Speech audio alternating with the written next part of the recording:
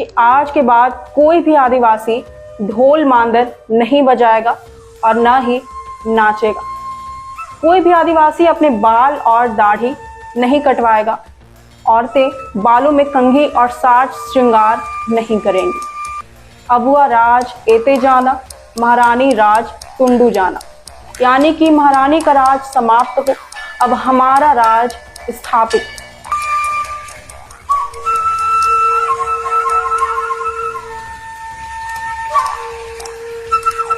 धरती आबा के रूप में अपनी पहचान स्थापित करने वाले भगवान बिरसा मुंडा ने देश में अंग्रेजी हुकूमत के खिलाफ युद्ध छेड़ दिया था।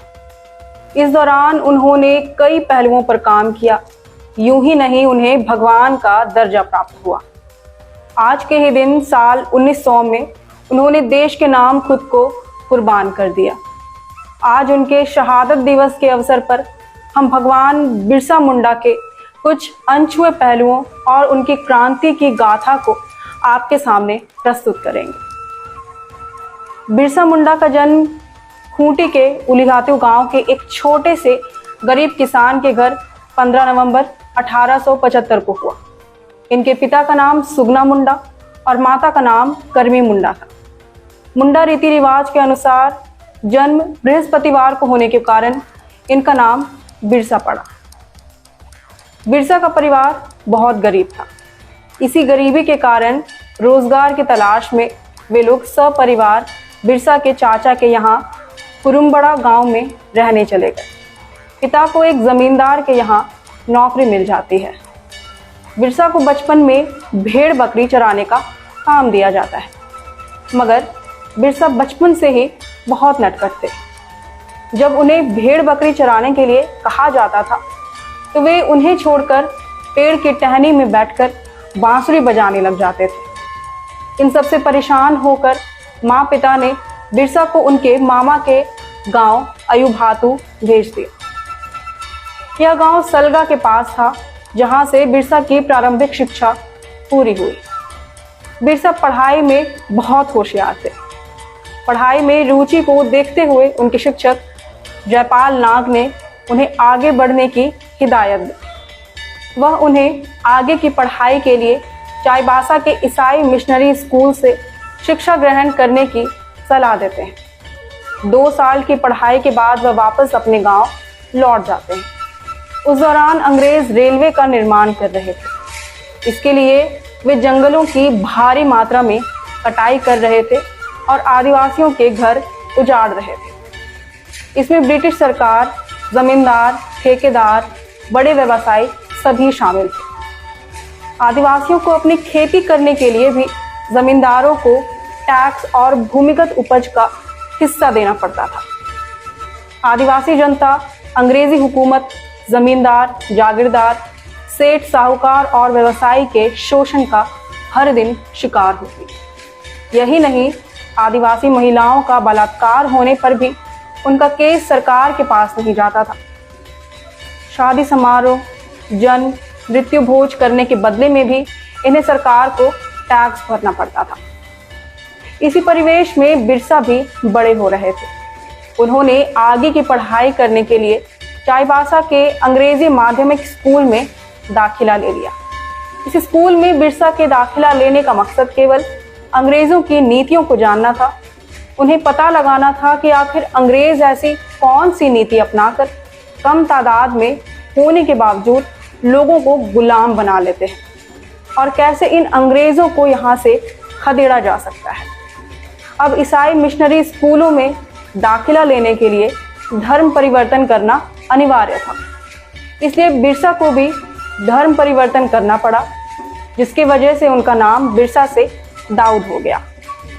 हालांकि शिक्षक जयपाल नाग के सिखाए गए रास्ते पर चलकर बिरसा अपनी संस्कृति न त्याग कर ईसाई स्कूलों में भी बस्ते में धार्मिक ग्रंथों को ले जाया करते थे। स्कूल में दाखिला लेने के बाद बिरसा ने देखा कि इन स्कूलों में छात्रों को अपने धर्म और संस्कृति के खिलाफ भड़काया जाता है।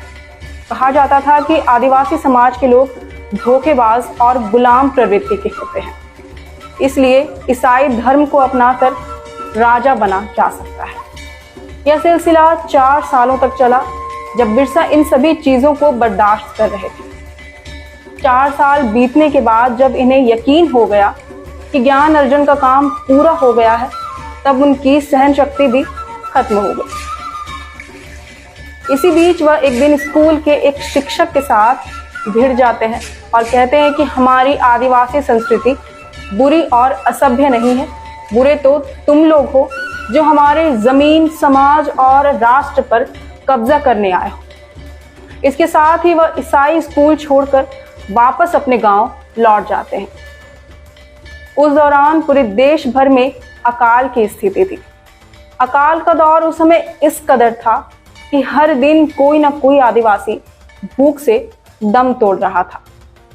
मगर दूसरी ओर यही आदिवासी अंधविश्वास से ग्रसित थे। इस अंधविश्वास के कारण वे औरतों की मृत्यु के बाद उसके सारे गहने जेवरात मृत शरीर के साथ जमीन में दफन कर देते थे।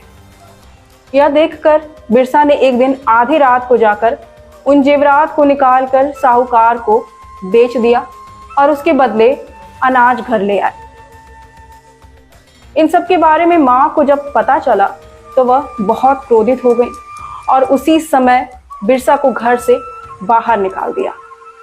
इस बात से दुखी होकर बिरसा कई दिनों तक गायब हो जाते हैं और जंगलों में जाकर ध्यान और तपस्या करना शुरू कर देते हैं।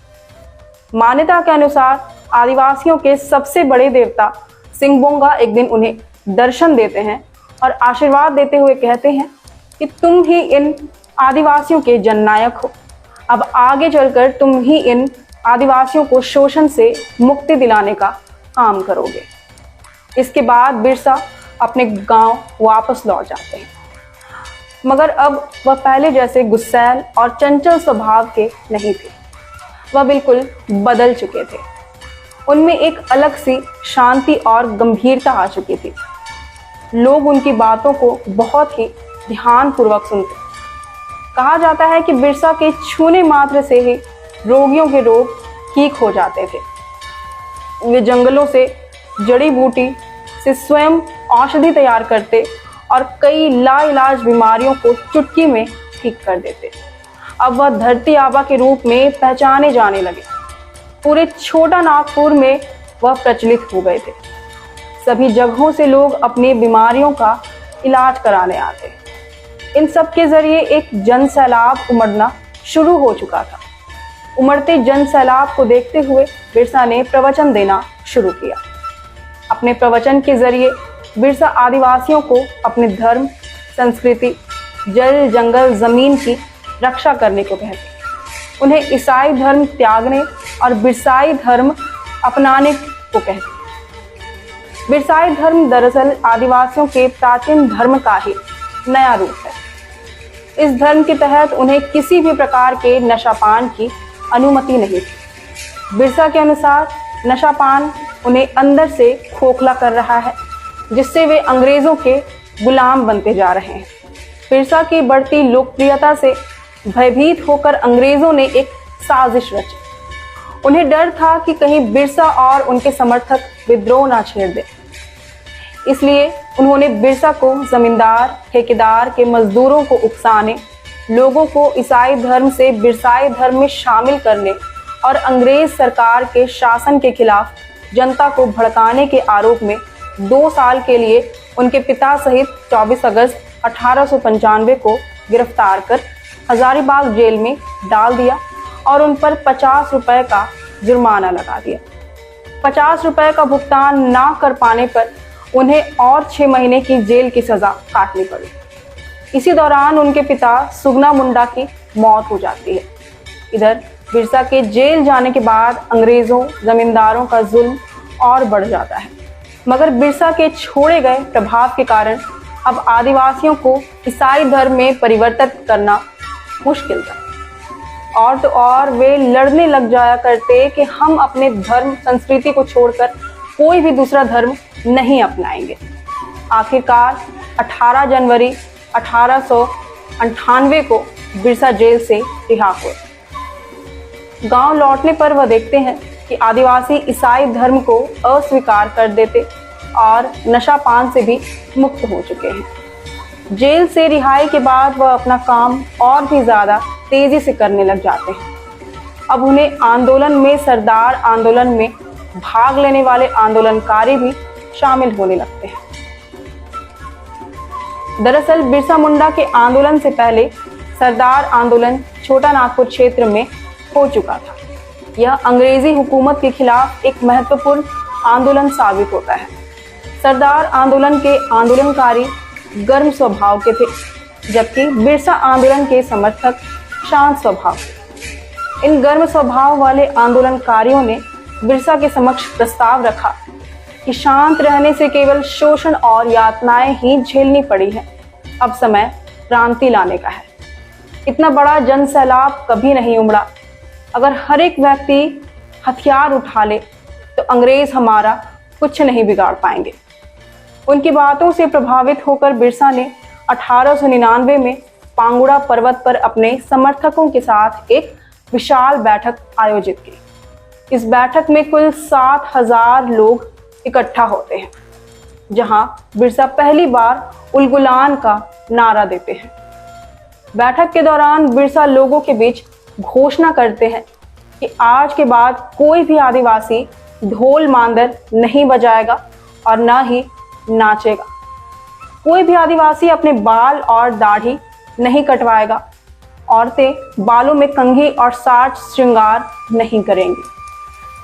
बैठक में यह भी तय हुआ कि 24 दिसंबर 1899 की रात सभी अंग्रेज और जमींदार एक साथ एक जगह पर क्रिसमस का जश्न मना रहे होंगे, तभी हम उन पर हमला करेंगे। बैठक की समाप्ति के दौरान बिरसा एक बहुत ही महत्वपूर्ण उपदेश देते हैं। अबुआ राज एते जाना, महारानी राज टुंडू जाना, यानी कि महारानी का राज समाप्त हो, अब हमारा राज स्थापित हो। इसी के साथ लोग उग्र होकर कई ब्रिटिश पुलिसकर्मियों की हत्या कर देते हैं। जमींदारों, ठेकेदारों को चुन चुन कर मारना शुरू कर देते हैं। इसे देखते हुए जमींदारों, सरकारी अधिकारियों के घरों की सुरक्षा बढ़ा दी गई। अंग्रेजी सरकार ने बिरसा दलों को मारना शुरू कर दिया। दल के प्रमुखों की हत्या कर दी गई। साथ ही दल में भेष बदलकर वे शामिल हो गए और उनकी रणनीति का पता लगाने लगे। उधर अंग्रेजी कमांडरों ने बिरसा पर 5000 रुपए के इनाम की घोषणा कर दी। जो कोई भी बिरसा मुंडा को जीवित या मृत अंग्रेजों को सौंपता, उन्हें 500 रुपए का इनाम दिया जाता। इधर बिरसा दलों के प्रमुखों की हत्या से चिंतित होकर बिरसा एक आपातकालीन बैठक बुलाते हैं। बैठक में रणनीति बनाई जाती है कि किस प्रकार हमारे लोगों को बचाया जा सकता है। मगर इसी बीच चारों ओर से गोलीबारी शुरू हो जाती है। अंग्रेजी अफसर उस पूरे क्षेत्र को चारों ओर से घेर लेते हैं।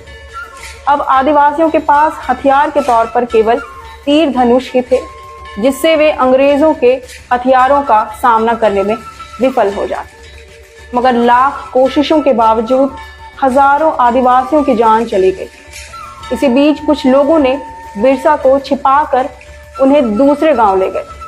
मगर 3 फरवरी 1900 को जिस गांव में बिरसा को छिपाया जाता है, उस गांव के लोगों ने 500 रुपए के लालच में बिरसा को अंग्रेजों के हवाले सौंप दिया। अंग्रेज बिरसा को यातनाएं देकर रांची जेल में कैद कर लेते हैं। जेल में हैजा बीमारी के कारण 9 जून साल 1900 में उनकी मृत्यु हो जाती है। हालांकि कुछ लोगों का कहना है कि जेल में बिरसा को जहर देकर मारा गया था। बिरसा की मृत्यु के बाद उनके पार्थिव शरीर को अंग्रेजों ने आम लोगों को सौंपने के बजाय नदी किनारे जला दिया। इसी के साथ बिरसा मुंडा ने जल, जंगल, जमीन, धर्म, संस्कृति की रक्षा और अंग्रेजों से मुक्ति दिलाने के लिए मात्र 25 साल की उम्र में अपना बलिदान दे दिया। अगर आपको वीडियो पसंद आया हो तो लाइक, शेयर, सब्सक्राइब करना ना भूलें और हमें कमेंट करके ज़रूर बताएं कि वीडियो आपको कैसा लगा। तब तक के लिए जोहार।